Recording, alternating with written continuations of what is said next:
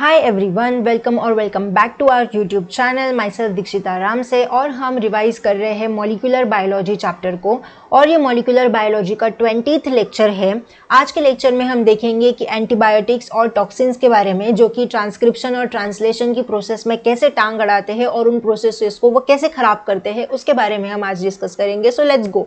तो इसमें हम मेनली स्टार्टिंग में प्रोकैरियोटिक ऑर्गेनिज्म के लिए डिस्कस करेंगे, और जब पर्टिकुलरली जो टॉक्सिन या फिर एंटीबायोटिक यूकैरियोटिक के लिए है वो मैंने आगे मेंशन किया है। ठीक है, तो सबसे पहली वाली है स्ट्रेप्टोमाइसिन या फिर जेंटामाइसिन। तो ये क्या करती है, ये कैसे टांग अड़ाती है प्रोसेस में?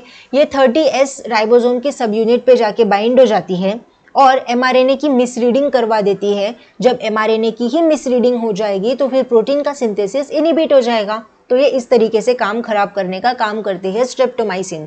अगर क्लोरानफेनिकॉल के बारे में बात करें तो ये 50S यूनिट पे जाके बाइंड हो जाती है और ये पेप्टाइड बॉन्ड फॉर्मेशन को ब्लॉक कर देती है through inhibition of peptidyl transferase activity. जो पेप्टिडाइल ट्रांसफरेज एक्टिविटी है, अगर उसका ही इनिबिशन हो जाएगा तो पेप्टाइड बॉन्ड का फॉर्मेशन ही नहीं हो पाएगा, तो फिर आगे की प्रोसेस ही नहीं होगी। तो ये काम करती है क्लोरानफेनिकॉल।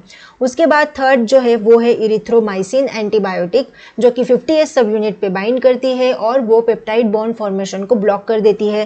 Fourth one is the tetracycline. Tetracycline क्या करती है, 30S सब यूनिट पे बाइंड होती है और जो amino acyl tRNA binding activity जो होती है ट्रांसलेशन की प्रोसेस में, उसमें ये इंटरफेयर करती है। फिफ्थ वन है फ्यूसिडिक एसिड, जो कि EFG पे जाके बाइंड हो जाता है और ट्रांसलोकेशन की जो प्रोसेस होती है उसको वो ब्लॉक कर देता है। नेक्स्ट है हमारे पास साइक्लोहेक्सिमाइड। ये है एक टॉक्सिन जो कि यूकैरियोट में हमें देखने को मिलता है, जो कि 80S राइबोसोम के पास जो पेप्टिडाइल ट्रांसफरेज एक्टिविटी होती है उसको वो ब्लॉक करने का काम करती है।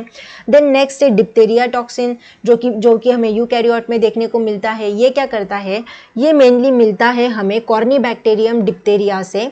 ये प्रोटीन सिंथेसिस को इनहिबिट करता है। ये जो EF2 होता है ना, उसको ही इनहिबिट कर देता है, तो प्रोटीन सिंथेसिस ही नहीं हो पाएगी, और ये मेनली ADP राइबोसाइलेशन की वजह से ये प्रोसेस होती है।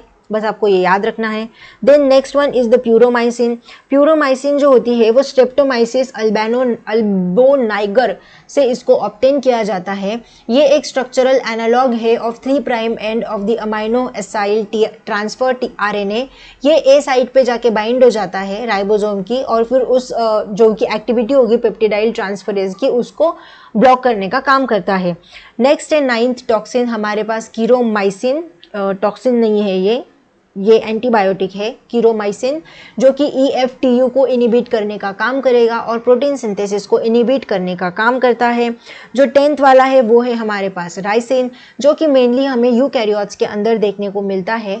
ये क्या करता है ना, 60S सब यूनिट को इनएक्टिवेट करता है by depurinating a specific adenosine in 28 rRNA। तो वो इसको इनहिबिट कर देगा, इनएक्टिवेट कर देगा, तो आगे की जो प्रोटीन सिंथेसिस की जो एक्टिविटी है वो हो ही नहीं पाएगी। तो ये तो हो गया एक छोटा सा लेक्चर जिसमें हमने कुछ इंपॉर्टेंट एंटीबायोटिक्स और टॉक्सिन्स को डिस्कस किया। तो मेनली इसमें एग्जाम्स में जो स्टार्टिंग के जो मैंने आपको बताया ना 4-5 जो थे एंटीबायोटिक्स, उससे मेनली क्वेश्चन बनते हैं कि ये राइबोसोम की किस सब यूनिट पे जाके बाइंड करता है और वो किस चीज़ को मेनली ब्लॉक करता है। जैसे कि कोई पेप्टिडाइल ट्रांसफरेज एक्टिविटी को ब्लॉक कर रहा है, कोई मतलब पेप्टाइड बॉन्ड फॉर्मेशन को ब्लॉक कर रहा है, कोई अमाइनो एसाइल TRNA की बाइंडिंग को ब्लॉक कर रहा है, कोई EFG के जाके बाइंड हो जा रहा है, तो आगे की ट्रांसलोकेशन की प्रोसेस ही नहीं हो पा रही। तो ये मेनली आपको याद रखना है। और दो चीज़ें और हमने डिस्कस की। जो डिप्थेरिया टॉक्सिन था वो कॉर्नीबैक्टीरियम डिप्थेरिया से ऑब्टेन होता है, और जो प्यूरोमाइसिन होता है वो स्ट्रेप्टोमाइसिस अल्बोनाइगर से ऑब्टेन होता है। एंड या that's it for today's lecture. छोटा सा लेक्चर था, बस आपको इंपॉर्टेंट याद रखना है। That's it for today's lecture. Thank you so much for watching. मिलते हैं हम नेक्स्ट लेक्चर में, तब तक के लिए keep achieving, keep learning, keep thriving. Bye bye and take care. You can support my channel by scanning this QR code via UPI.